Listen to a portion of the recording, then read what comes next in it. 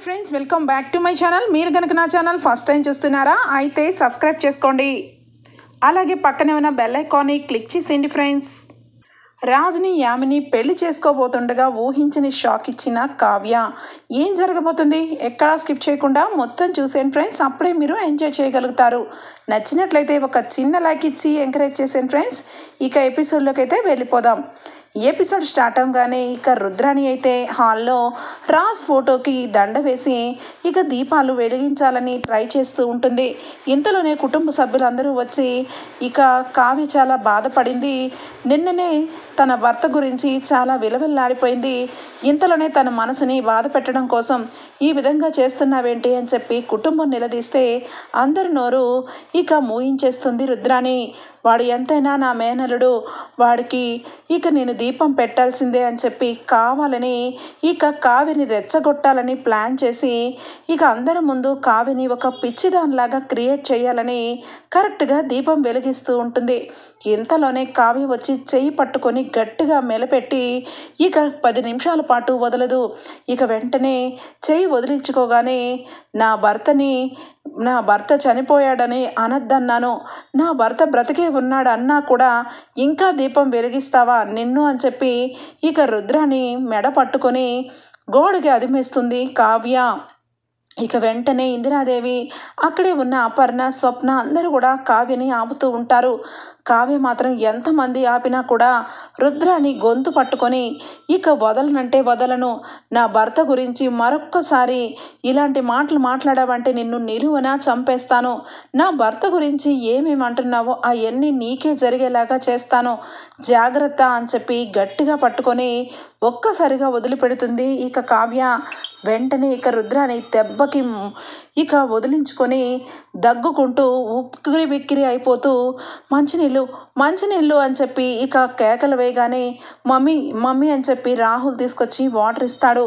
ఇక వాటర్ తాగి అమ్మో ఈ పిచ్చిది నన్ను చంపేసిద్ది, నాకు తెలుసు, నేను ఎప్పటి నుండో చెప్తున్నాను, కావికి పిచ్చి పట్టిందంటే మీరెవరు నమ్మట్లేదు, చూశారు కదా నా మీద ఎంత ఘోరంగా చంపడానికి ప్రయత్నం చేసిందో, చాలు ఈ ఇంట్లో ఇంకా ఎన్ని చూడాలో ఏంటో, రాజ్ విషయంలో అందరూ నమ్మిన విషయమే, కావ్యకి ఎందుకు మీరు నమ్మకం కలిగించలేకపోతున్నారు, ఇలాగే రోజు రోజుకి పోతూ ఉంటే ఏదో ఒక రోజు అపర్ణ వదిన, సుభాష్ అన్నయ్య మిమ్మల్ని కూడా నాలాగే ట్రీట్ చేస్తుంది అనగానే కావ్య కోపంతో రగిలిపోతూ అక్కడ ఉన్న దీపపు కుందుని తీసి, ఏయ్ మాట్లాడొద్దన్నాను కదా, ఎందుకు మాట్లాడుతున్నావు, మరొక్కసారి నన్ను పిచ్చిదానిలాగా నువ్వు మాట్లాడితే నిన్ను నిజంగానే చంపేసి అప్పుడు పిచ్చాసుపత్రికి వెళ్తాను, రుద్రాణి గారు అని చెప్పి అక్కడ ఉన్న దీపం కుందిని తీసుకొచ్చి మెడ మీద పొడవబోతూ ఉంటే ఒక్కసారిగా ఇంట్లో అందరూ షాక్ అయిపోతారు. ఇక రుద్రాణి అయితే నాకు కావాల్సింది కూడా ఇదే, అమ్మయ్య ఇది కంప్లీట్గా ఇంట్లో అందరి కంట పడింది, దీని బిహేవియర్ చూసి ఇంట్లో అందరూ షాక్ అయిపోతున్నారు, దీన్ని ఖచ్చితంగా పిచ్చి పట్టిందని ఇంట్లో అందరి ముందు బాగా దీన్ని రెచ్చగొట్టాను అని చెప్పి రుద్రాని మనసులో అనుకుంటూ ఉంటుంది. ఇక వెంటనే చేతిలో ఉన్న దీపం కుందని అప్పు గట్టిగా లాక్కొని, అక్క ఏంటక్క నువ్వు ఇంత ఆవేశపడుతున్నావేంటి అనగానే, ఆవేశం కాదే, కావ్యం చూస్తుంటే నాకెందుకో భయం వేస్తుంది అని చెప్పి స్వప్న అంటుంది. మరొక పక్క వెంటనే ఇక అపర్ణ, ఇందిరాదేవి, అప్పు, కావ్య, స్వప్న ఇద్దరూ తీసుకొని కావ్యని లోపలికి తీసుకెళ్ళండి అనగానే, అమ్మమ్మ అత్తయ్య గారు నేను ఉన్నది ఉన్నట్టే మాట్లాడుతున్నాను, మీ అబ్బాయి విషయంలో ఈ రుద్రాణి గారు కావాలని ఇలాంటివన్నీ చేస్తూ ఉంటే తట్టుకోలేక ఈ రకంగా బిహేవ్ చేశాను, నిజానికి ఆయన బ్రతికే ఉన్నారు, ఆయన గురించి తప్పుగా మాట్లాడితే ఎవరినైనా నేను ఎదిరిస్తాను అని చెప్పి ఇక అనుకుంటూ ఉంటే అప్పు అలాగే ఇక స్వప్న ఇద్దరు కూడా కావ్యని తీసుకొని లోపలికి వెళ్ళిపోతారు. చెప్పాను కదా మీ ఎవ్వరికి కూడా నేను చెప్పిన మాటలు ఎవరు పట్టించుకోరు, ఇప్పుడు చాలా బాగుంది కదా, మీరందరూ ప్రశాంతంగా ఉన్నారు కదా అనగానే ఇక అపర్ణ వెంటనే, అత్తయ్య గారు కావ్య గురించి ఇక నేను ఒక నిర్ణయం అయితే తీసుకున్నాను, ఖచ్చితంగా కావ్యకి ట్రీట్మెంట్ ఇప్పించాలి అని చెప్పి ఇక అనగానే ఒక్కసారిగా ఆనందపడిపోతూ ఉంటుంది రుద్రాని. వెంటనే సంతోషం వదిన, ఇప్పటికైనా నా మాట లెక్కలోకి తీసుకున్నారు, ఈరోజు డాక్టర్ని పిలిపించి కావ్యకి ట్రీట్మెంట్ స్టార్ట్ చేయించండి, లేదంటే తన భర్త ఉన్నాడని ఊహలోనే బ్రతుకుతూ ఎవరైనా ఒక్క మాట కూడా రాజు గురించి మాట్లాడినా వాళ్ళని ఇదిగో నాలాగే చంపడానికి ప్రయత్నం చేస్తుంది. ఇంట్లో మనిషిని కాబట్టి నేను ఊరుకున్నాను. అదే రోడ్డు మీద వాళ్ళ మీద కూడా ఇలాగే ప్రయత్నం చేస్తే ఇక దుగ్గిరాల కుటుంబంలో ఉన్న కోడలు ఈ విధంగా అయిపోయింది ఏంటని ఇంట్లో వాళ్ళందరి గురించి చీపుగా అనుకుంటారు అని చెప్పి ఇక అక్కడి నుంచి లోపలికి వెళ్ళిపోతుంది రుద్రాణి. ఇక వెంటనే లోపలికి వెళ్ళి ఒరేయ్ రాహుల్ చూడరా, గొంతంతా నొప్పి వస్తుంది, అది ఎంతైనా చాలా బలంగా నొక్కిందిరా నా గొంతు అని చెప్పి అద్దంలో చూసుకుంటూ ఉంటే, మమ్మీ నాకు ఈరోజు ఒకటి అర్థమైంది మమ్మీ, మనం అనుకుంటాం కానీ మనం ఏమీ చేయలేం, కానీ మంచి వాళ్ళ కోపం మాత్రం ఖచ్చితంగా మరణగండం అనే సామెతలాగా అనిపించింది మమ్మీ. కావ్య ఫస్ట్ టైం నిన్ను చంపేస్తుందేమోనని భయపడ్డాను. చాలా కోపంతో ఆవేశంతో ఒక్కసారిగా నీ పేక నొక్కేస్తుంటే నాకు కాళ్ళు చేతులు ఆడలేదనుకో అనగానే, ఒరే స్టూపిడ్ ఫెలో, నువ్వు నన్ను విడిపించకుండా దూరంగా ఏం చేస్తున్నావురా? అప్పటికి రాహుల్ అని అంటూనే ఉన్నానంటే ఏమో మమ్మీ, నాకు కావ్యం చూస్తుంటే కావ్య కళ్ళల్లో చూస్తుంటే చాలా భయం అనిపించింది. ఆ టైంలో నేను వస్తే నన్ను కూడా నీలాగే చేస్తుందని భయపడి వెనక్కున్నాను. ఎందుకైనా మంచిది కావ్య విషయంలో కొంచెం జాగ్రత్తగా ఉండు మమ్మీ అనగానే, రే స్టూపిడ్, నువ్వు నాకు జాగ్రత్తలు చెప్తున్నావా? ఈరోజు ఇదంతా జరుగుతుందని ఊహించానురా, అందుకే నేను ఈరోజు ఇలా చేశాను. నిన్నే కనీసం పూజ చేస్తే ఊరుకొని కావ్య ఈరోజు రాజ్కి దీపం పెడితే ఊరుకుంటుందా? అందుకే వేరంగం వేస్తుంది, చంపడానికి కూడా తెగిస్తుందని తెలుసుకొని ప్రయత్నం చేశాను. బట్ ఈ ప్రయత్నంలో సక్సెస్ అయ్యాను. ఈరోజు ఖచ్చితంగా ఇక అపర్ణ వదిన డాక్టర్ వరకు మాట్లాడింది అంటే కావ్యకి పిచ్చి పట్టిందని క్లియర్గా నమ్మేశారు. ఈరోజు నాకు చాలా హ్యాపీగా ఉంది, అలాగే గొంతు కూడా నొప్పిగా ఉంది అని చెప్పి అనగానే, మమ్మీ ఈరోజు కొంచెం సేపు రెస్ట్ తీసుకో మమ్మీ, రేపటి నుంచి కావాలంటే కొత్త ప్లాన్ వేయచ్చు, నాకైతే భయపడుతున్నాను అని చెప్పి రాహుల్ అయితే అక్కడి నుంచి వెళ్ళిపోతాడు. ఇక ఇక్కడ ఇలా ఉంటే రాజ్ విషయంలో ఇక యామిని అయితే గట్టిగా ప్లాన్ చేస్తుంది. ఇక రాజ్కి ఎటువంటి జ్ఞాపకాలు గుర్తుకు రాకూడదంటే నిన్న ఒక కొత్త ప్రపంచాన్ని సృష్టించాలి. ఆ ప్రపంచంలో ఉన్న వాళ్ళే రాజ్ని ఇక నాకు రాజ్కి పెళ్ళయ్యే మార్గం చూపిస్తారు అని చెప్పి కొత్త ఆలోచనతో ఇక మొత్తానికైతే ఆ హాస్పిటల్లో ఆ లేడీ ఎవరో తెలుసుకోవాలి. ఆ లేడీని తెలుసుకున్నాక ఇక రాజ్ విషయంలో ఏదో రకంగా రాజ్ని మైమర్పించాలి అని చెప్పి హాస్పిటల్కి బయలుదేరుతారు.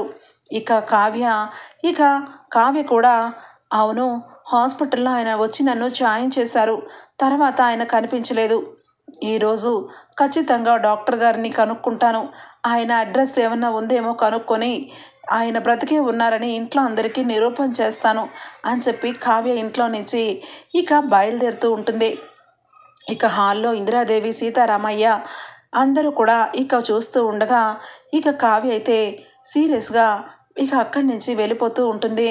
ఇక అదంతా గమనిస్తూ ఉన్న కళ్యాణ్ వెంటనే వదిన అనగానే, ఏంటి కవి గారు అని చెప్పి అనగానే, ఎక్కడికి వెళ్తున్నా వదిన, నేను కూడా రావాలా అనగానే, ఏమీ అవసరం లేదు కవి గారు, నేను ఒక్కదాన్నే వెళ్తాను అని చెప్పి ఇక అక్కడి నుంచి వెళ్ళిపోతుంది. ఇక వెంటనే రుద్రాణి ఇక మెల్లగా కిందకి దిగి, చూశారు కదా మీరందరూ కూడా బాగా తరించండి, కావ్యం చూస్తుంటే చాలా జాలనిపిస్తుంది, ఒక్కోసారి భయం అనిపిస్తుంది, ఈరోజు కూడా మొన్నటి మాదిరిగానే ఖచ్చితంగా బయటికి వెళ్తుంది, నేను అనుకున్న లెక్క ప్రకారం తను మళ్ళా రాజు బ్రతికే ఉన్నాడు, నేను చూశాను అని చెప్పి ఇంటికి వస్తుంది అనగానే ఇంట్లో అందరూ షాక్ అయిపోతారు. ఈ విషయం మీరెలా తెలుసు, మీకెలా తెలుసు అని చెప్పి స్వప్న అనగానే, ఎలా తెలుసా, పిచ్చిలో ఫస్ట్ స్టేజ్లో ఉన్నప్పుడు ఇక ఒకరోజు సేమ్ అందరినీ బాగా నమ్మిస్తారు, ఆ తర్వాత రెండో రోజు కూడా సేమ్ అలాగే చెప్పి నమ్మిస్తారు, ఇక మూడో రోజు నుంచి మనిషిని చూసినప్పుడల్లా ఇక ఏ మనిషిని చూసినప్పుడల్లా ఆ మనిషి అని చెప్పి వాళ్ళు మాట్లాడుకుంటూ వాళ్ళ జీవితాంతం గడిపేస్తారు. ఇప్పుడు కావ్య స్టేజ్ 2లో ఉంది అని చెప్పి అనగానే కోపంతో స్వప్న, ఏం మాట్లాడుతున్నారు మీరు, మా కావ్య బయటకు వెళ్ళింది, అలానే వచ్చి ఏం ప్రవర్తించదు, మీరేమీ కంగారు పడద్దు, మొన్ననే మా కావ్య మీకు లెఫ్ట్ అండ్ రైట్ ఇచ్చింది, అయినా బుద్ధి రాలేదా అని చెప్పాను. కానీ బుద్ధి రాకపోవడానికి ఏముంది, అందరికీ బుద్ధి అనేది ఏదో ఒక రోజు వస్తూనే ఉంటుంది. కానీ వదిన, ఈరోజు నేను అన్నమాట మీరు గట్టిగా నమ్మండి. ఈరోజు కావ్య వెళ్ళి ఖచ్చితంగా రాజ్ మళ్ళా బ్రతికే ఉన్నాడని చెప్పింది అంటే కావ్యకి ఖచ్చితంగా పిచ్చున్నట్టే లెక్క. లేదు, తను నార్మల్గానే ఉంటే మీరు అన్నట్టు నేనే రాంగ్. కానీ ఏది ఏమైనా ఈ విషయంలో కావ్యకి పిచ్చి పట్టడం మాత్రం డ్యామ్ షూర్. తనకి ట్రీట్మెంట్ ఇప్పించకపోతే ఖచ్చితంగా ఏదో ఒక రోజు మీరందరూ బాధపడాల్సి వస్తుంది అని చెప్పి ఇక ముందుగానే ప్లాన్ చేసి పెట్టుకుంటుంది రుద్రాణి. ఇక కావ్య కూడా హాస్పిటల్కి వెళ్తుంది. ఇక ఇంతలోనే రాజ్ అలాగే యామిని హాస్పిటల్కి ఇక వెళ్ళడంతో వెంటనే అక్కడ రిసెప్షన్లో మొన్న ఒక అమ్మాయికి ఇక కళ్ళు తిరిగేసరికి మేము జాయిన్ చేసాం కదా, ఆ అమ్మాయి ఎవరు, ఆ అమ్మాయి గురించి కొన్ని డీటెయిల్స్ నాకు కావాలి అని చెప్పి యామిని అయితే రాజ్ కార్లో ఉండగానే డీటెయిల్స్ అయితే తీసుకుంటుంది. ఓకే మేడం అని చెప్పి డీటెయిల్స్ అయితే ఇస్తారు. ఇంతలోనే రాజ్కి దారి పొడుగునా వాళ్ళ చిన్నప్పుడు సంగతులని అవ్వని ఇవ్వని రాజుని మైమరిపిస్తూ ఒక చోట ఆపి ఇక ఒక కావాలని యామిని మనిషినే పెట్టించి యామిని ఫ్రెండ్కి అన్ని విషయాలు చెప్పి ఇక మాట్లాడమని చెప్తుంది. రాజ్ ఇక ఎవరు మీరు అనగానే, అదేంటి రామ్, నన్ను మర్చిపోయావా, నువ్వు నేను కాలేజ్ మేట్స్లో, ఇక నేనంటే నీకు చాలా ఇష్టం, నువ్వన్నా కూడా నాకు చాలా ఇష్టం, మన ఇద్దరం బెస్ట్ ఫ్రెండ్స్ కదా అని చెప్పి అంటాడు. ఆ మాటలకి రాజ్కి ఏమీ అర్థం కాదు. పోనీరా, నన్ను నువ్వు గుర్తుపట్టకపోయినా నువ్వు మాత్రం బాగుండాలి. అవును, యామినిని నువ్వు పెళ్లి చేసుకునే ఆలోచన ఉందా లేదా? పాపం యామిని నీ గురించి ఎంత బాధపడిందిరా. జీవితంలో నిన్ను తప్ప వేరొకరిని ప్రేమించలేదు. కాలేజ్ మొత్తంలో యామిని నువ్వే బెస్ట్ లవర్స్, అది మర్చిపోయావా? ఈరోజు యామిని నీ గురించి ఎంత త్యాగం చేసిందిరా. నేను ఎన్నోసార్లు యామినికి చెప్పాను, ఇక రాజ్ కాకుండా ఇంకెవరినైనా పెళ్లి చేసుకోవచ్చు కదా. రాజ్ ఇక జీవితాంతం గతం మర్చిపోయి ఉన్నాడని నేను ఎన్నోసార్లు ప్రయత్నం చేశాను. అయినా కూడా నీ కోసం జీవితాంతం సింగిల్గా అయినా ఉండిపోతుందని నాతో చెప్పిందిరా. కానీ నువ్వు మాత్రం ఆ తప్పు చేయొద్దు. యామినిని పెళ్లి చేసుకో, తనని నీ లైఫ్ పార్ట్నర్ చేసుకోరా. నువ్వు యామిని ఒకప్పుడు ఫారెన్లో ఉండి ఎంజాయ్ చేసేవాళ్ళు కదా, అలాగే ఎంజాయ్ చేస్తూ లైఫ్ని లీడ్ చేయరా అని చెప్పి ఇక ఒక ఫ్రెండ్ లాగా ఇక రాజ్ శ్రేయాభిలాష్ లాగా చెప్పిస్తుంది. రాజ్ అన్నీ కూడా వింటాడు. ఇక అక్కడి నుంచి రాజుని తీసుకొని హాస్పిటల్కి లోపలికి పిలుస్తుంది. డాక్టర్ గారు ఇక రాజుని చెక్ చేయాలని లోపలికి పిలుస్తారు. ఇంతలోనే కావ్య వస్తుంది హాస్పిటల్కి. ఇక మొన్న నన్ను ఒక వ్యక్తి అడ్మిట్ చేశారు కదా, అతని వివరాలు నాకు కావాలి, అతని గురించి మీకు తెలిసిన విషయం ఏమైనా ఉంటే నాకు చెప్పండి అనగానే, అయ్యో మేడం, అతను ఈరోజు కూడా వచ్చారు, ఇప్పుడే అతను అటువైపుగా వెళ్తున్నారు, మీరు వెళ్ళండి అని చెప్పి అనగానే ఒక్కసారిగా కావ్య సంతోషంతో, ఏంటి ఆయన మళ్ళా కనిపించారా అని చెప్పి ఇక పరుగున వెళ్తుంది. రాజ్ ఇక లోపల డాక్టర్ ఎదురుగుండగా యామిని పక్కన కూర్చొని ఇక రాజ్ కనిపిస్తాడు. కావ్యకు ఒక్కసారిగా కళ్ళ నిండా నీళ్ళు. ఇక ఆయనని చూస్తూనే రాజుని చూస్తూనే, ఏమండి, మీరు బ్రతికి ఉన్నారు, మీరు ఎప్పుడు కూడా ఇలాగే నిండు నూరేళ్ళు ఆయుష్తో జీవితాంతం బ్రతకాలి, మీకు ఏమీ అవ్వకూడదు అని చెప్పి దూరం నుంచి రాజుని చూస్తూ ఎమోషనల్ అయిపోతూ ఉంటుంది కావ్య. ఇక ఒక్కసారిగా రాజ్ పక్కనున్న యామినిని కూడా చూస్తుంది. ఈ అమ్మాయి ఎవరు, ఈ అమ్మాయితో ఈయన ఎందుకున్నట్టు, అయినా ఈయనకి ఇక యాక్సిడెంట్ అయిన తర్వాత సరాసరి ఇంటికి రాకుండా ఈ అమ్మాయితో ఎందుకున్నట్టు, అసలు ఈయనకి ఏమైంది అని చెప్పి ఇక లోపలికి వెళ్ళబోతుంటే వెంటనే అక్కడికి నర్స్ వచ్చి, ఏంటి ఏమైంది, మీరు లోపల పేషెంట్స్ డాక్టర్తో మాట్లాడుతున్నారు, మీరు ఎవరికి చెప్పా చేయకుండా లోపల వరకు రావడం ఏంటి, పదండి బయటికి, నడవండి, ఇలా గనక ఎవరైనా చూస్తే అనవసరంగా నన్ను ఇక వర్కులోంచి తీసేస్తారు, పదండి మేడం అని చెప్పి కావ్యని బయటికి వెళ్ళమంటుంది. కావ్య అది కాదు ఆయన అనగానే, ప్లీజ్ మేడం, ఆయన బయటకు వస్తారు కదా, అప్పుడు మాట్లాడండి, దయచేసి పదండి అని చెప్పి బయటికి పంపించేస్తుంది. ఇక కావ్య ఇక నడుచుకుంటూ బయటికి వస్తూ ఇక ఎప్పుడెప్పుడు రాజ్ లోపల నుంచి బయటికి వస్తాడా అని చెప్పి ఎదురు చూస్తూ ఉంటుంది. ఇక వెంటనే రాజ్ గురించి ఇక డాక్టర్కి అయితే ఇక పర్సనల్గా కొన్ని విషయాల్లో డాక్టర్కు చెప్తూ ఉంటుంది. ఆయన గతం అంతా మర్చిపోయారు సార్, గతం అంతా గుర్తు రావాలి డాక్టర్. ఆయన నన్ను మర్చిపోయారు, నా స్పర్శ మర్చిపోయారు. ఆయన నేను పెళ్లి చేసుకొని ఈ టైంలో సంతోషంగా ఉండాల్సిన వాళ్ళం. ఇప్పుడు ఆయన నన్ను పూర్తిగా మర్చిపోయి గుర్తులేని పరిస్థితులకు అయిపోయారు. ఆయన మళ్ళా నార్మల్గా అవ్వాలి, ఆయనకి గతం గుర్తు రావాలి. ఖచ్చితంగా ఏం చేయాలి డాక్టర్ చెప్పండి అని చెప్పి అడుగుతూ ఉంటే ఇక కోర్స్ అయితే రాసిస్తాడు. రోజు కూడా ఇవి 3 పూట్ల ట్యాబ్లెట్లు వేసుకోవాలి. ఖచ్చితంగా ఏదో ఒక రోజు ఆయనకి గతం తప్పకుండా గుర్తుకొస్తుంది అని చెప్పి ట్యాబ్లెట్లు అయితే ఇస్తాడు. ఇక ప్రిస్క్రిప్షన్ తీసుకొని ఇక కావ్య బయటికి రాబోతుండగా ఇక వెంటనే కావ్యని అక్కడ చూస్తుంది. అమ్మ కళావతి, కళావతి నువ్వు మొత్తానికి ఇక ఆయన చుట్టూనే తిరుగుతూనే ఉన్నావన్నమాట. నువ్వు సామాన్యురాలివి కాదు. నిజమే, నేను విన్నది అక్షరాల నిజమే. నిన్ను కనిపెట్టడానికే ఇక్కడికి వచ్చాను. కానీ నువ్వు మాత్రం ఇక్కడికి వచ్చి ఆయన నీతో పాటు తీసుకెళ్దామని అనుకుంటున్నావు కదా, అది ఎప్పటికీ జరగదు అని చెప్పి వెంటనే రాజుని వెనక డోర్ నుంచి కారులో కూర్చోమంటుంది. అదేంటి ఆమెని ఫ్రంట్ డోర్లోంచే వెళ్దాం అనగానే అటువైపు నుండి చాలా అవుట్ పేషెంట్స్ ఉన్నారు, మనం ఇటు నుంచి వెళ్ళిపోదామని చెప్పి ఇక మొత్తానికైతే రాజుకి వెనక డోర్ నుంచి కారులోకి వెళ్ళిపోమంటుంది.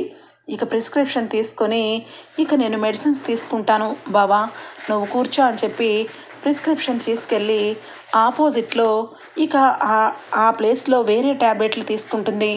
ఇవి శాశ్వతంగా గతాన్ని పూర్తిగా మర్చిపోవాలి, ఇక ఎప్పటికీ గతం గుర్తు రాకూడదు.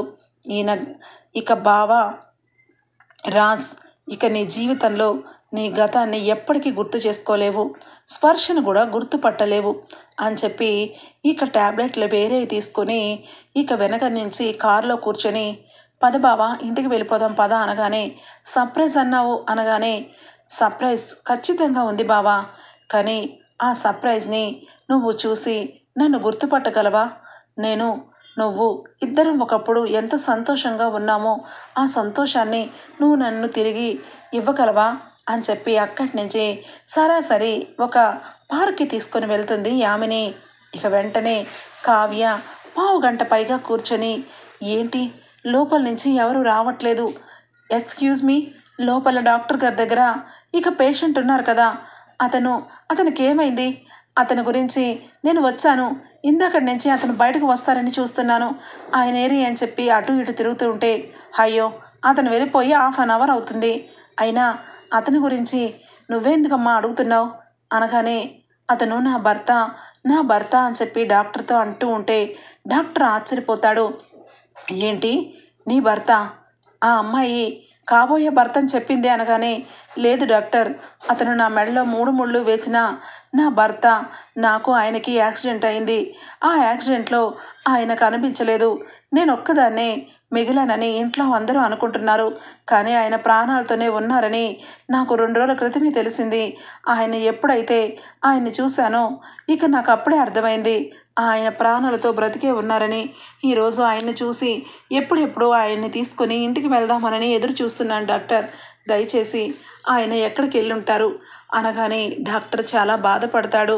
వెంటనే అదేంటి యామిని అనే అమ్మాయి అతనికి గతం గుర్తు రావాలని చెప్పి తను పెళ్లి చేసుకోవాలని నా దగ్గర చాలా మాటలు మాట్లాడింది, ఈ అమ్మాయి చూస్తే ఆయన భార్యని అంటుంది, ఎవరి మాట వినాలి, అసలు ఎంతవరకు కరెక్ట్ అని చెప్పి ఇక ఆలోచిస్తూ ఉంటే మీరు ఎందుకు అనుమానిస్తున్నారు డాక్టర్, ఏ మనిషి కూడా ఒక వ్యక్తిని చూసి నా భర్త అని చెప్పి ఎవరు చెప్పరు, నేను చెప్తున్నాను అంటే నిజంగా నా మాట నమ్మండి, ఆయనకి యాక్సిడెంట్ అయింది కదా, అదే యాక్సిడెంట్లో నేను కూడా దెబ్బలు తగిలి నేను కూడా పక్క రూమ్లోనే ఉన్నాను, ఆయన నన్ను గుర్తుపట్టని పరిస్థితుల్లో ఎందుకు వెళ్ళిపోతున్నారు, ఆయనకి ఏమైంది డాక్టర్,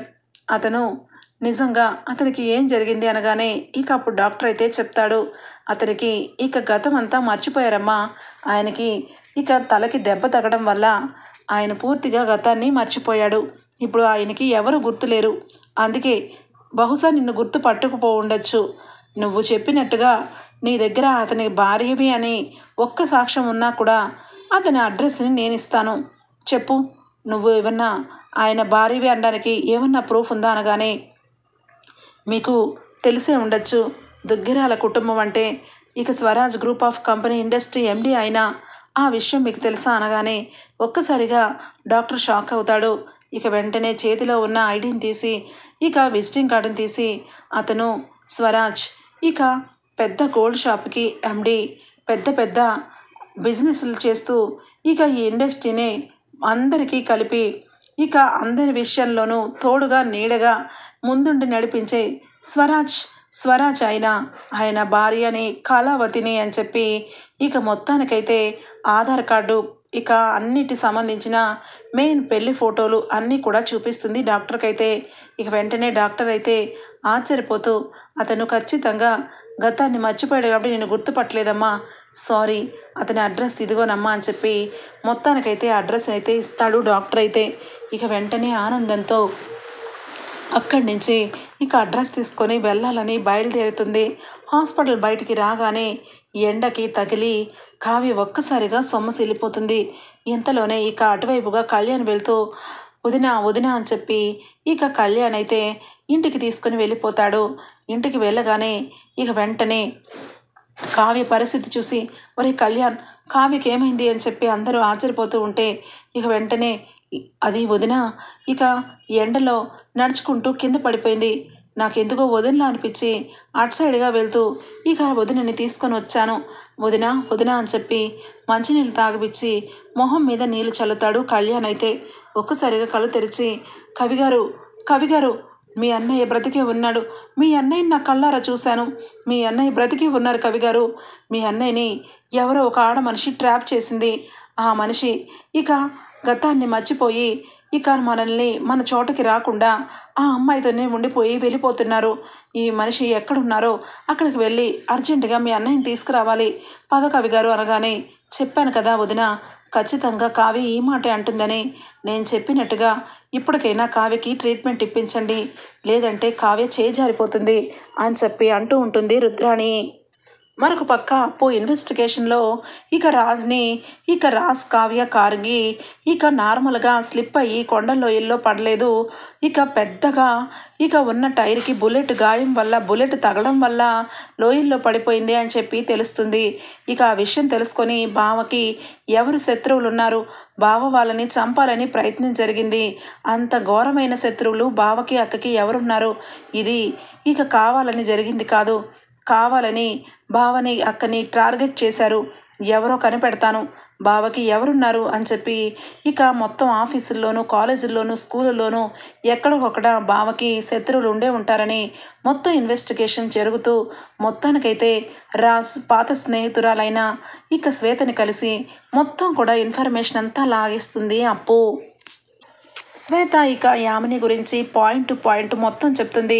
రాజ్కి ఒకప్పుడు టార్చర్ చేసి తనని సొంతం చేసుకోవడానికి ఇక ఏదో రకంగా రాజ్ని తీసుకొని వెళ్ళిపోయి ఉండొచ్చు, అది చాలా ఘోరం, సైకో ఆడది, అలాంటి దాని గురించి దూరంగా వెళ్ళిపోవాలని రాజ్ పాపం ఇక ఎప్పుడు ఎవరికి చెప్పొద్దని నాతో ఒట్టేయించుకున్నాడు. ఇప్పుడు మీరు చెప్తుంటే ఖచ్చితంగా రాజుని చంపాలని చూసిన మనుషుల్లో మొట్టమొదటి స్థానంలోకి వచ్చేది ఇక యామినినే, ఎందుకంటే తనకు దక్కకూడదు, ఎవరికి దక్కకూడదని ఆలోచన కలదే అని చెప్పి మొత్తం చెప్పేస్తుంది. ఇక అప్పు అయితే అక్క చెప్పినట్టుగా ఇక కరెక్ట్గానే బావ బ్రతికే ఉండుంటాడా, బ్రతుకుంటే ఎక్కడున్నాడు, ఆ అమ్మాయి దగ్గరే ఉండుంటాడా, అసలు ఆ అమ్మాయి ఎక్కడ ఉంటుంది అని చెప్పి మొత్తానికి ఇక ఒక కొలిక్ అయితే వస్తుంది అప్పు ఇన్వెస్టిగేషన్. ఇక మొత్తానికైతే కావ్యకి పిచ్చి పట్టిందని డాక్టర్ని పిలిపించి ఇక ఒక ఇంజెక్షన్ని తీసుకొచ్చి కావ్యకి ఏపిస్తూ ఉంటే లేదు లేదు అత్తయ్య, నా మాట నమ్మండి, ఆయన బ్రతికే ఉన్నారు, ఆయన ఎక్కడున్నారో నాకు తెలుసు అని చెప్పి గట్టిగా అంటూ ఉంటే డాక్టర్ వచ్చి ఇంజెక్షన్ చేయబోతూ ఉంటే ఒక్కసారిగా అప్పు వచ్చి ఆపండి అని చెప్పి డాక్టర్ని ఆపేస్తుంది. ఏమైంది, మీ అక్కకే పిచ్చి అనుకుంటే నీకు కూడా పిచ్చి పట్టిందా అని చెప్పనగానే నోరు అదుపులో పెట్టుకొని మాట్లాడండి రుద్రాణి గారు, పిచ్చి ఎవరికి పట్టిందో నేను తేల్చేస్తాను, అక్క చెప్పినట్టుగా బావ బ్రతికే ఉన్నాడని 75% మా ఇన్వెస్టిగేషన్లో తేలింది, ఈ విషయంలో ఇంకా తేలాల్సి ఉంది, అప్పుడు వరకు మా అక్క గురించి తప్పుడుగా మాట్లాడితే ఊరుకోను అని చెప్పి మొత్తానికైతే అప్పు అందరి ముందు కావ్యని లోపలికి తీసుకెళ్ళి ఇక విషయం మొత్తం కూడా చెప్తుంది. అయితే ఖచ్చితంగా ఇక తనతో పాటు ఒక అమ్మాయి ఉంది, ఆ అమ్మాయి చేసి ఉండొచ్చు, తను ఇక బావని పెళ్లి చేసుకోబోతుందానని ఆ డాక్టర్కి చెప్పిందంట. బావ గతం మొత్తం మర్చిపోయాడంట.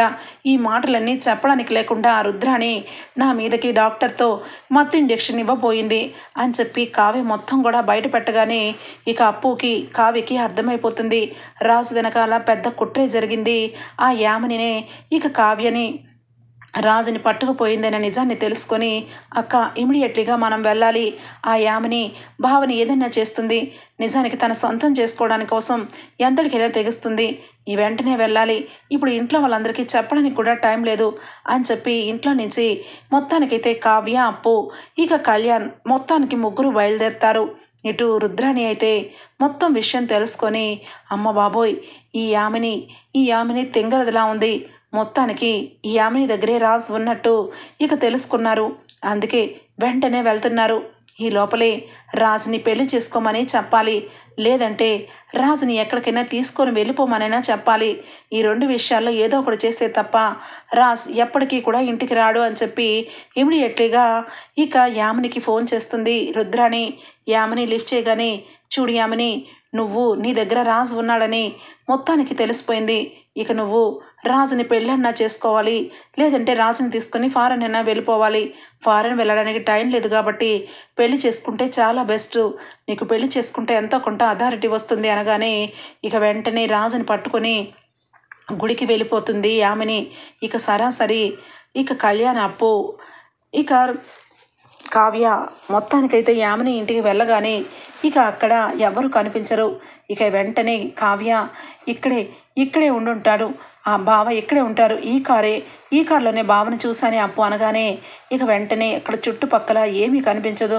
దూరంగా ఒక గుడి కనిపిస్తూ ఉంటే వెంటనే ఇక కళ్యాణ్ అయితే, ఖచ్చితంగా ఎక్కడైనా వదిన ఇక్కడ ఉండుంటారని ఎలా చెప్తున్నా వదిన, ఎందుకైనా మంచిది, వేరే అడ్రస్ ఏమో అప్పు అనగానే, లేదు నేను ఇక్కడే కవిగారు, ఈ కారులోనే మీ అన్నయ్యని చూశాను, నేను నిజంగా చెప్పాలంటే ఇక్కడ ఎవరూ లేరు కదా వదిన అనగానే, ఆ గుడికి వెళ్ళి అక్కడ కొన్ని చూద్దాం పదండి అని చెప్పి దూరంగా ఉన్న గుడికి పరుగున ఇక వెళ్ళగానే రాజ్ ఇక అక్కడ ఉంటాడు.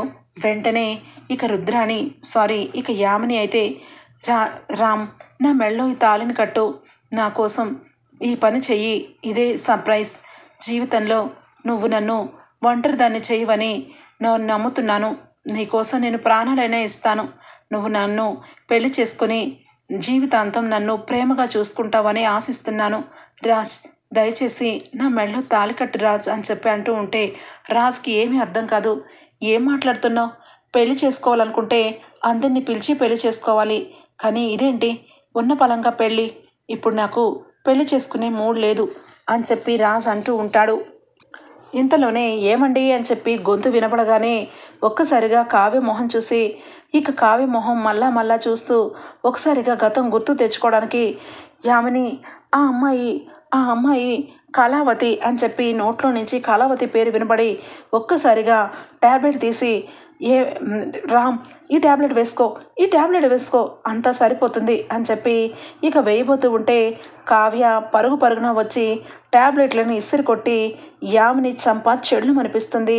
ఏమండి, నేనండి మీ కళావతిని, మీరు నా మెడలో 3 ముళ్ళు వేసిన కళావతిని, మీరు నన్ను మర్చిపోయారా చెప్పండి, ఇదే మాట నా కళ్ళల్లో కళ్ళు పెట్టి చెప్పండి, నా చేతుల్లో చేయి పెట్టి చెప్పండి అని చెప్పి రాజ్కి ఇక దగ్గరగా వస్తుంది కావ్య.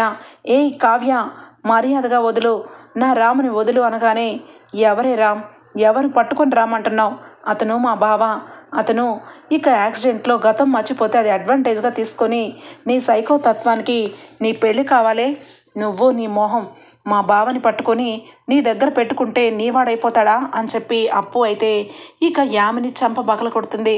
ఇటు రాజ్ ఇక యామిని గురించి కావ్య గురించి కన్ఫ్యూజ్గా ఉండగానే ఇక అప్పుడే ఇక కళ్యాణ్, అన్నయ్య నేను కళ్యాణ్ని, నువ్వు గతం మర్చిపోయావు కానీ వదినని పెళ్లి చేసుకున్నావు, వదినతో జీవితాంతం కలిసి మెలిసి ఉంటానన్నావు, ఇది చూడు అన్నయ్య అని చెప్పి ఇక మొత్తానికైతే కావ్య పెళ్లి ఫోటోని చూపించగానే రాజ్ ఒక్కసారిగా షాక్ అయిపోతాడు. జరిగిందంతా గుర్తొస్తుంది రాజ్కి. ఇక వెంటనే కళావతి అని చెప్పి మొత్తానికైతే కావ్యని గుర్తుపడతాడు. ఇక వెంటనే యామినికి ఏమీ అర్థం కాదు. సైకోలాగా అక్కడ ఉన్న నైఫ్ని తీస్తుంది. ఇదిగో కావ్య, మర్యాదగా రాజుని వదిలేసి వెళ్ళిపో, లేదంటే నేను ఏం చేస్తానో నాకే తెలీదు అని చెప్పి కత్తి తీసి కావ్యకి మెడ దగ్గర పెట్టబోతూ ఉంటే ఒక్కసారిగా ఇక అప్పు అయితే రివాల్వర్ తీసి ఇక దూరం నుంచి యామినిని ఒక్కసారిగా షూట్ చేస్తుంది. యామినికి భుజం మీద ఇక బుల్లెట్ తగిలి కత్తి కింద పడేస్తుంది. వెంటనే ఇక అరెస్ట్ చేసి, నీలాంటి సైకోలు భూమి మీద తిరగకూడదు, మనుషుల్నే చంపుతావా, పోలీస్ ఆఫీసర్ ముందే మనుషుల్ని చంపే అంత రేంజ్కే ఎదిగావా, నీలాంటి దాన్ని ఏం చేయాలో అదే చేస్తాను అని చెప్పి ఇక మొత్తానికైతే ఇక రుద్రాని యామినికైతే ఇక కావ్య దిమ్మ తిరిగే షాక్ ఇస్తుంది. పెళ్ళి మొత్తం ఆగిపోతుంది. కావ్య రాజ్ అయితే ఒక్కటవుతారు. ఇక రాజ్ అయితే యామినిని చూసి, చూడు యామిని, ఒకప్పుడు నిన్ను ప్రేమించాను, కానీ నీ మనస్తత్వాన్ని తెలుసుకొని నిన్ను నేను వదిలేశాను. అప్పటి నుంచి నా జీవితంలోకి కళావతి వచ్చింది. నా జీవితమే మారిపోయింది. ఎప్పటికీ నేను కళావతి భర్తనే తప్పించి నువ్వు ఎన్ని ఎత్తులు వేసినా ఎన్ని రకాలుగా వచ్చినా ఎప్పటికీ నిన్ను సొంతం కాలేను. అది గుర్తుపెట్టుకొని మసులుకుంటే బాగుంటుంది అని చెప్పి రాజ్ ఫైనల్ వార్నింగ్ ఇచ్చి, కళావతి ఇంటికి వెళ్దాం, ఇంట్లో అందరినీ చూడాలనిపిస్తుంది అనగానే, అన్నయ్య రా అన్నయ్య అని చెప్పి మొత్తానికైతే ఇంటికి బయలుదేరి ఇక వెళ్ళిపోతాడు రాజ్. ఓకే ఫ్రెండ్స్, రాబోయే ఎపిసోడ్స్లో ఈ విధంగా జరగబోతుంది. మీకు గనక నచ్చినట్లయితే ఒక లైక్ ఇచ్చేయండి friends. Bye, take care, thank you for watching.